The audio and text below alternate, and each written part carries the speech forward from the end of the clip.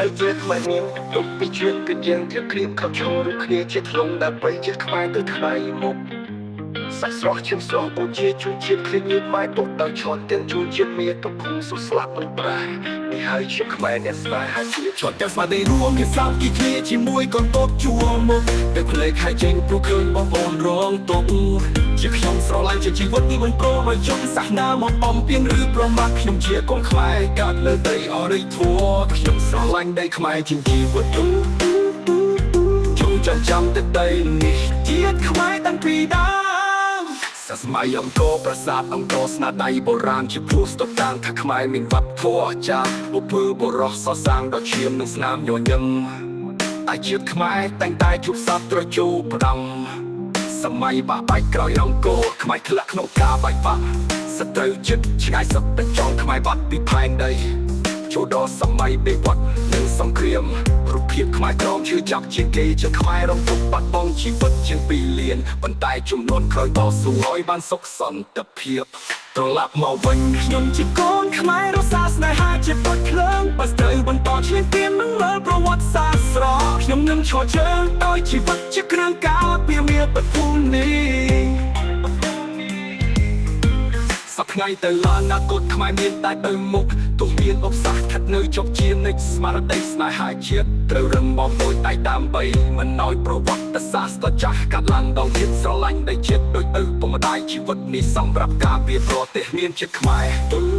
កដីនេះខ្លាយជាឈាមខ្ញុំស្រឡាញ់ជាតិការពារជាតិមិនដែលខកចិត្តចំពោះបុព្វបុរសជាអ្នកស្នេហាជាតិសូមអ្នកស្នេហ៍ជាតិកុំឃ្លាតជាសាមព្រោះយើងជាម្ចាស់នៃកម្ពុជាខ្មែររួមគ្នាខ្មែរខ្លាំងកុំឲ្យជនពាលឈ្លានពានទឹកដីបង្កើតប្រវត្តិសាស្ត្រខ្មែរសោយខ្មែរត្រូវតែខ្លាំងលើបីដោយសម័យហ៊ានក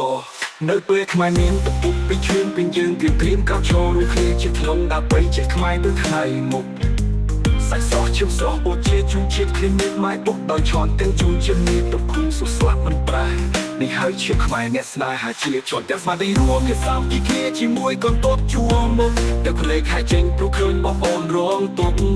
ជាខ្ញុំស្រឡាញ់ជាជីវិតមិនព្រមឲ្យជន់សាសនាមកបំពេញឬប្រមាថខ្ញុំជាកូនខ្មែរកើតលើដីអរិយធម៌ខ្ញុំស្រឡាញ់ដីខ្មែរជាមានពុកពីជួនឈ្លានពានយើងព្រៀមកោបឈររូបគ្នាជាតិគ្រូដើម្បីជាតិខ្មែរទៅថ្ងៃមុខ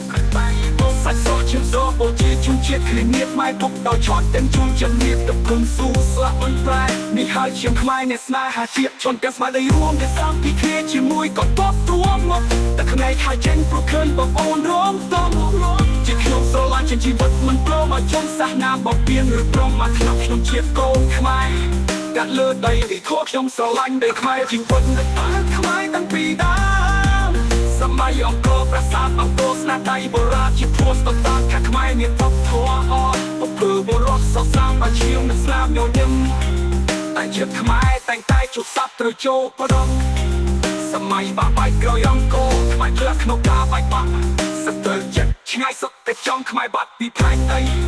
ចូលដល់សម័យនៃវត្តនិងសង្គ្រាម